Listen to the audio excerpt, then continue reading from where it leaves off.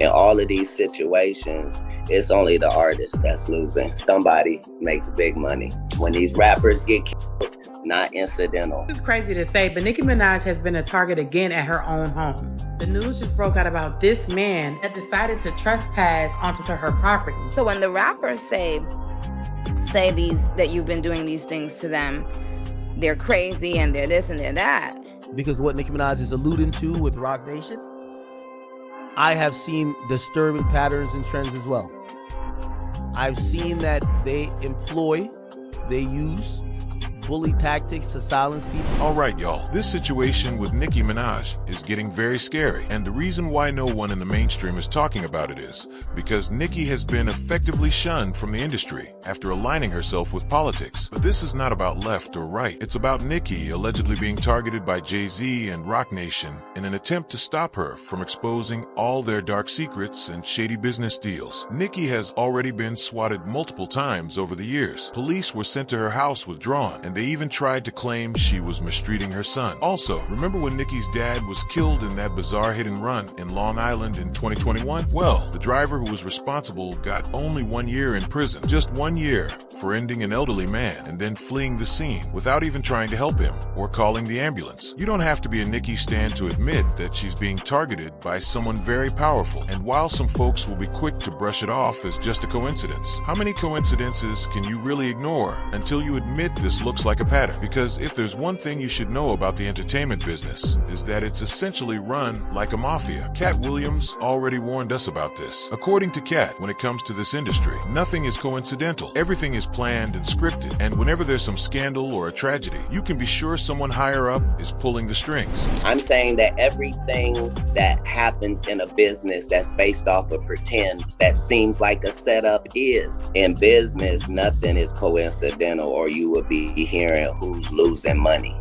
In all of these situations, it's only the artist that's losing. Somebody makes big money. When these rappers get killed, not incidental. Somebody made $100 million and now don't have to talk to that artist or none of their crew, don't have to validate none of their contracts. Now only got to deal with the mama, only got to see her once a year, and it's over. And the money goes up and up and up.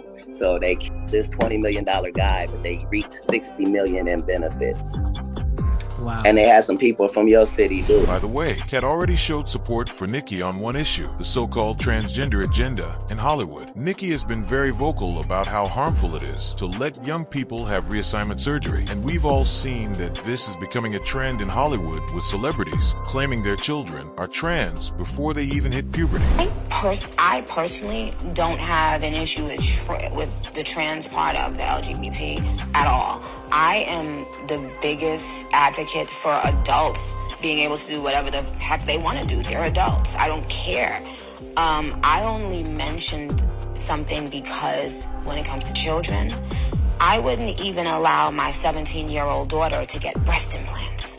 Neither, and most 99% of the parents would not let their 17-year-old get breast implants. So if you wouldn't let a child get breast implants, you're not going to want them to have any kind of surgery, because we all know the brain is not developed. And we've heard about 19 times more likely to commit suicide. What more do you need to know? That a child is 19 times more likely to commit suicide if they have a surgery? Meanwhile, Cat Williams took this even further, and he alleges that this trend in Hollywood is not a coincidence, but part of a sacrifice and initiation. 20 years ago, I knew that transgenders was going to be a thing. It wasn't because I had seen that word transgender was Baphomet, the transgender. And just like Nicki, Cat's also been targeted multiple times, arrested for random reasons, and yet he never served any prison time because they couldn't pin anything on him. And then on top of that, they even tried to take away his children. Because here's the whole thing. You gonna charge me with child endangerment? After I adopted 7 children and had them for 14 years in this state? Really? You coming after my kids now? Because it was already a witch hunt.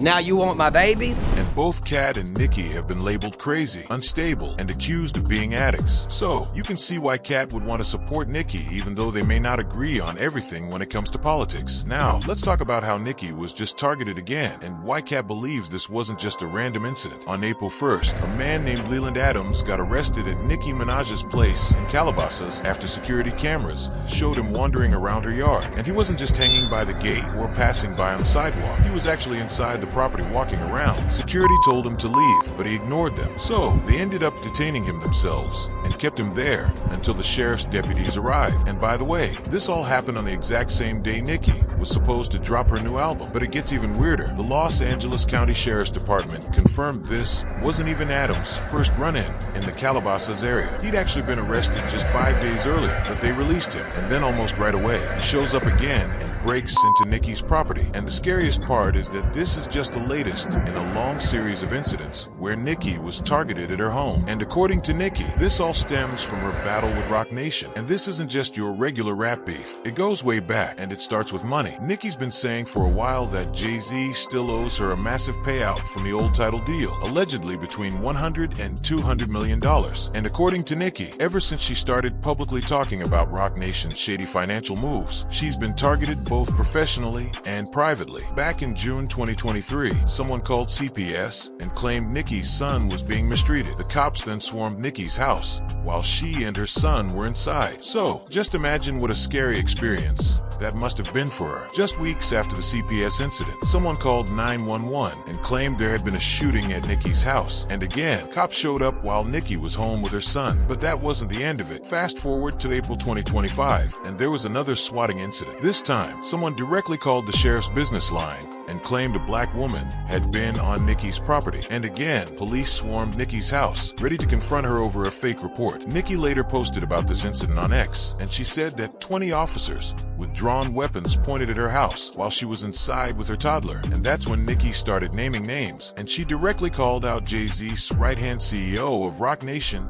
Desiree Perez. Now, the thing about Desiree is that she has a very shady past, and it seems most rappers are too scared to even mention her name. There's only a handful of people who are brave enough to do so, and one of them is Dame Dash. Dame brought up Desiree during his appearance on Sway in the Morning, and he said that once he learned Jay-Z hired a federal informant to run his company, it really opened his eyes to how Jay-Z operates. Dame pointed out that many of his friends and partners, including Rockefeller co-founder Kareem Biggs Burke, went through a lot of trouble with different federal agencies. So, the fact that Jay would turn around and hire a federal informant was disturbing to say the least.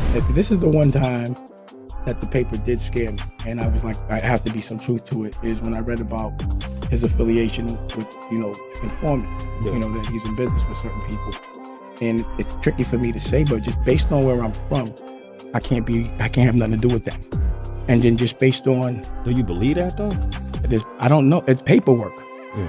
So it's not to believe, you know what I'm saying? There's paperwork. So that part of it scares me, because I know Biggs is in jail. I know Irv Gotti's been harassed for years over shit he didn't do. I know they've been fucking with me for years. So it just means I need to stay over here. You know what I'm saying? So I love Jay, but let's say I find out that any of that I can't fuck with him at all, because that's how I was raised. It ain't no disrespect. I don't know how anyone else was raised. That's it. It ain't nothing to talk about. And it's real serious for me, because your friend, my man's in jail for 3 years over weed. The feds is really on me. It's not like they not. And where I'm from, that is not tolerated at all. Now about Desire's past. In 1994, she was arrested for possession of 35 kilos of that white powder and conspiracy with intent to distribute. And according to court records obtained by the New York Daily News, she was charged by federal authorities for being part of a conspiracy stretching from New York to Florida to Puerto Rico. But Desiree wasn't working alone. Her husband, Juan O.G. Perez, was allegedly also involved in this operation, and Juan also happened to be one of Jay-Z's longtime friends. They met back in the mid-90s and created the 40-40 Club together. And some years down the line, Jay appointed Juan as Roc Nation sports president. Now, you're probably wondering what happened to Desiree after she was caught with all those kilos on her. Well, she only received 5 years probation, and that's because she agreed to cooperate with the U.S. Attorney's Office. In other words, she became an informant, and Desiree took this job seriously. She even wore a wire to help the feds catch her co-conspirators, and she did such a good job that the government referred to her as their star mole. Now, fast forward to 2021, and the star mole received a full pardon from Trump, and Nicki actually brought this up, arguing that people are hypocrites for attacking her, when Jay-Z does the same thing only behind the scenes. In July 2025, Nicki wrote on X, "So, let me get this straight. Y'all's so-called black savior Jay-Z has a Hispanic CEO who was pardoned by President Trump.